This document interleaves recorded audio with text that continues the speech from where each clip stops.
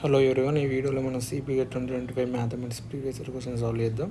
Question వచ్చేసి based on the differential equation. Solution of the differential equation p is equal to log of px minus y where p is equal to dy by dx.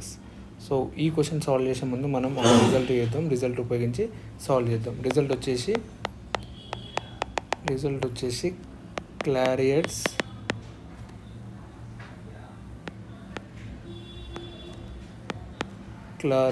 Equation అన్నమాట.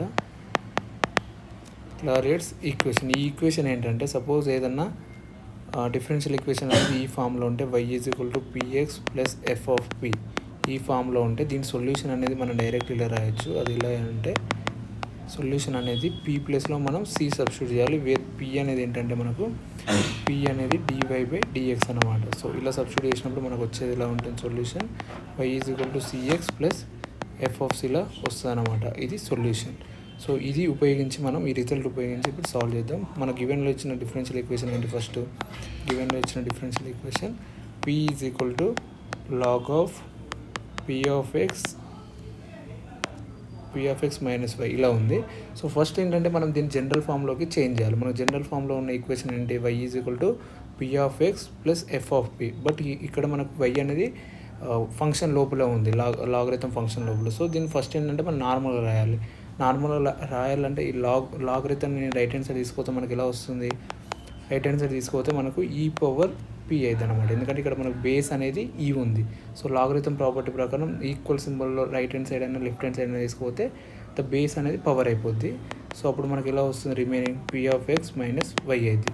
మనకు కావాల్సింది ఏంటి అసలు? యాక్చువల్గా y value కావాలి. So ఈ వైని left hand side ఈ power పీని right hand side తీసుకెళ్తే మనకి ఇలా వస్తుంది y is equal to p of x minus ఈ పవర్ p ఇలా వస్తుంది అనమాట మనకు.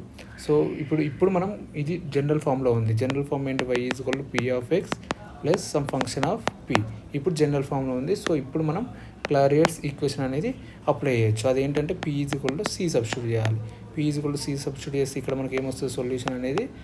సొల్యూషన్ వచ్చేసి మనకు y is equal to c of x minus ఈ పవర్ c ఇలా వస్తుంది అనమాట. మళ్ళీ రాస్తున్నా ఇక్కడ సొల్యూషన్ అనేది మనకు y is equal to c of x minus ఈ పవర్ c ఇలా వస్తుంది అనమాట. ఇది మనకు రిక్వైర్డ్ సొల్యూషన్.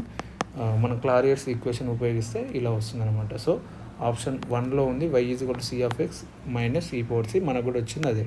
సో ఈ రిజల్ట్ అనేది ఇంపార్టెంట్ అనమాట. రిజల్ట్ గుర్తుంటే మనం డైరెక్ట్ సాల్వ్ చేయొచ్చు. ఎప్పుడైనా డిఫరెన్షియల్ ఈక్వేషన్లో p అని ఇచ్చి p value dy by dx ఇస్తే ఈ రిజల్ట్ ఉపయోగించి సాల్వ్ చేయాలన్నమాట.